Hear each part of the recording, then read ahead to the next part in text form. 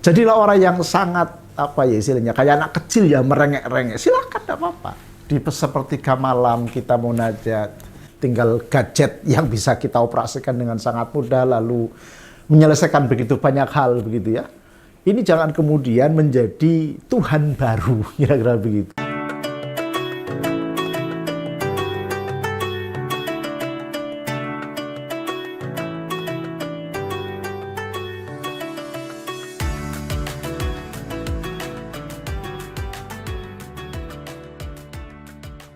Assalamualaikum warahmatullahi wabarakatuh. Bismillah, alhamdulillah, wassalatu wassalamu ala rasulillah Sayyidina Muhammad ibn Abdillah, la hawla wa la quwwata illa billah, amma ba'du. Saudara dan saudari sekalian, para penyimak Al-Hikam Syarah Asy-Syarqawi, dimanapun saudara dan saudari berada, mudah-mudahan senantiasa sehat dan mendapatkan maunah dari Allah Subhanahu wa Ta'ala. Alhamdulillah, pada kesempatan kali ini kita akan melanjutkan hikmah ke-42, di mana 41 dengan 42 ini satu rangkaian sejatinya, karena yang 41 kita diingatkan untuk jangan sampai sedikit pun punya husnudzon kepada Allah. Apapun yang dianugerahkan Allah, peristiwa yang sedang kita alami, sesuatu yang sedang kita hadapi, pada hakikatnya adalah hal-hal yang sesuai begitu ya dengan apa yang sedang kita jalani. Apapun profesi kita, dimanapun kita berada begitu ya, tidak boleh kemudian kita memiliki suudzon sedikit pun kepada Allah. Di dalam hikmah ke-42 ini, Ibnu Athaillah Sakandari membuat satu ilustrasi yang menyindir ya kebanyakan kita. Ya, mudah-mudahan kita tersindir ya untuk kemudian memperbaiki diri. Mengapa di hikmah ke-42 ini Ibnu Athaillah menggunakan kalimat al-ajabu kullal ajabi mimman yahrabu mimman la infikaka lahu anhu wa yatlubu ma la baqa'a lahu ma'ahu. Al-ajabu kullal ajabi, betapa sangat mengherankan, betapa sangat sangat mengherankan begitu. Kok begitu aneh ya, kira-kira begitu kalau dalam bahasa kita. Al-ajabu kullal ajabi, betapa sangat mengherankan gitu ya. Begitu aneh dan ganjil, kira-kira begitu. Mimman dari seseorang yahrobu yang melayu atau pergi ya. Mimman dari sesuatu, dari satu zat, la infikaka yang tidak ada putus ya. Lahu bagi man yang pertama, anhu dari man yang kedua. Maksudnya apa? Betapa sangat mengherankan orang ini justru lari dari zat yang pasti ya, zat yang adikodrati, zat yang menguasai segalanya, lari berpindah kepada sesuatu yang justru sama sekali tidak memiliki keabadian. Jadi betapa kita ini sedang disindir luar biasa ya oleh Ibnu Athaillah, bahwa sangatlah aneh orang kemudian lari dari zat yang maha segalanya, mampu memberikan segalanya, tapi kemudian justru ya beralih menuhankan kepada sesuatu yang sama sekali tidak memiliki kekekalan. Dalam hal ini tentunya adalah duniawi begitu ya. Sangat aneh orang lari menghindar dari Allah, kemudian justru berpegangan kepada hal-hal yang sifatnya duniawi. Jadi al-ajabu kullal ajabi mimman yahrabu mimman la infikaka lahu anhu wa huwa Allahu Ta'ala ya. Wa huwa adapun la infikaka ya, kalimat yang dipakai atau frasa yang dipakai yang sama sekali tidak ada keterputusan, tidak ada apa ya infikak itu keterputusan maksudnya gitu kan. Wa huwa adapun la infikaka lahu Allahu Ta'ala adalah Allah Ta'ala. Wa yatlubu dan kemudian mencari sesuatu ya. Jadi lari dari Allah. Wa yatlubu dan mencari sesuatu wa yatlubu dan mencari ma ing barang ya, ma yatlubu lan nyuprih sapa man ma ing barang la baqa'a kang ora ana kekekalan iku maujud yang sama sekali tidak ada keabadian lahu bagi ma'hu sartane sarta iman. Wa huwa utawi ma iku ad-dunya duniawi. Wa kullu syai'in siwal maula, dan setiap sesuatu yang selain Allah. Jadi saudara sekalian yang saya hormati, ini lagi-lagi menjadi satu sindiran yang sangat keras kepada kita. Jangan sampai era postmodernitas, ya orang sekarang bilang begitu ya, era postmodern, segala sesuatu serba mudah, tinggal pencet tombol, tinggal gadget yang bisa kita operasikan dengan sangat mudah, lalu menyelesaikan begitu banyak hal begitu ya. Ini jangan kemudian menjadi Tuhan baru, kira-kira begitu. Menjadi acuan baru sekaligus menjadi sesuatu yang bisa diandalkan, melupakan zat yang adikodrati, yang maha segalanya.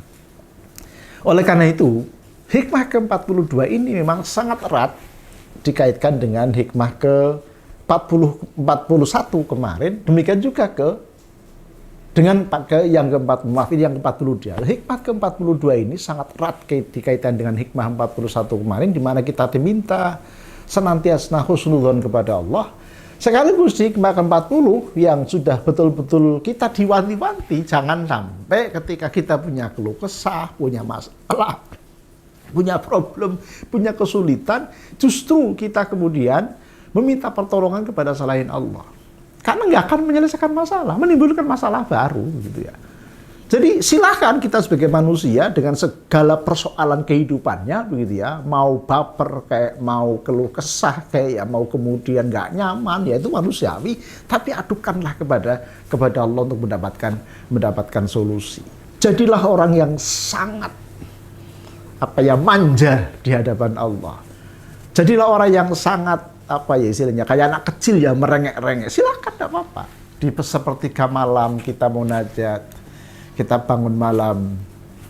Jadi kalau kemudian kita merujuk kepada surat Al-Muzammil, ya, inna nasyi'atal laili, ya, hiya asyaddu wata'an wa aqwamu qila, kalau saya tidak salah begitu ya.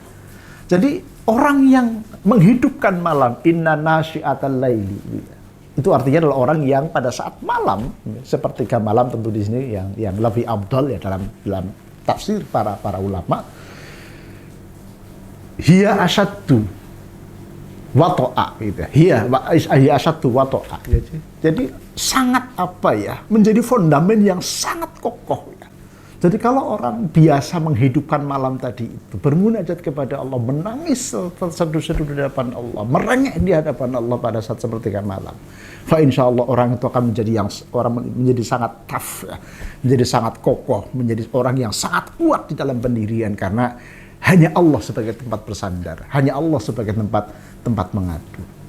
Nah, hikmah ke-42 ini mengingatkan kepada kita sekalian, saudara sekalian yang saya hormati, bahwa jangan sampai kemudian kita menjadi orang yang lari dari Allah, zat yang adikodrati, yang mampu menganugerahkan segalanya, yang mampu menggaransi segalanya, lari menuju sesuatu yang sama sekali tidak memiliki keabadian, yakni hal yang sifatnya dunia. Wa innaha la ta'mal absar. Ini Ibnu Athaillah mengutip atau menyitir sebuah ayat bahwa sesungguhnya frasa fa innaha la frasa wa yatlubu ma la baqa'a lahu mahu ya.